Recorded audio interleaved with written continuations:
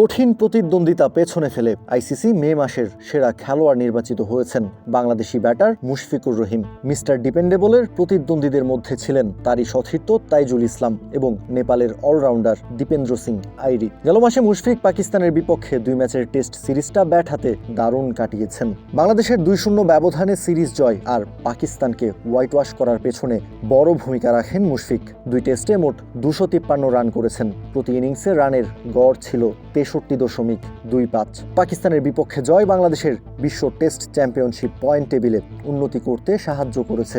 আইসিসিকে এমনটাই জানিয়েছেন মুশি। জানিয়েছেন পাকিস্তান বধের গল্পে স্পিনার তাইজুল ইসলামের অবদানের কথাও। এবারই প্রথম না, দ্বিতীয়বারের মতো আইসিসি মাসসেরা পুরস্কার পেয়েছেন মুশি। এর আগে 2021 সালের মে মাসেও একই সম্মাননা পেয়েছিলেন তিনি।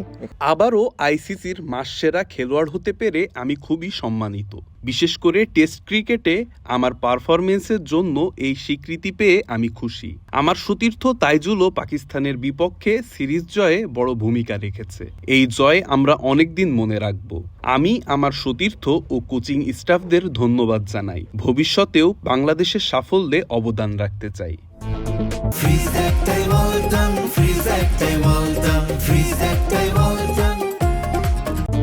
পাকিস্তানের বিপক্ষে ঢাকা টেস্টের প্রথম ইনিংসে দলের প্রয়োজনের সময় গুরুত্বপূর্ণ 71 রান এসেছিল মুশফিকের উইলো থেকে।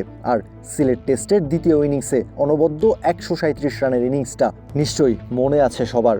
এমন পারফরমেন্সের পর সিরিজ সেরার পুরস্কারও উঠেছিল মুশফিকের হাতেই। বাংলাদেশ পাকিস্তানকে আরও একবার হোয়াইট ওয়াশ করেছিল। পাকিস্তানের বিপক্ষে টানা দ্বিতীয় টেস্ট সিরিজে জয়ও পেয়েছিল। সেই সাথে বিশ্ব টেস্ট চ্যাম্পিয়নশিপের পয়েন্টস টেবিলে উন্নতি হয় বাংলাদেশের।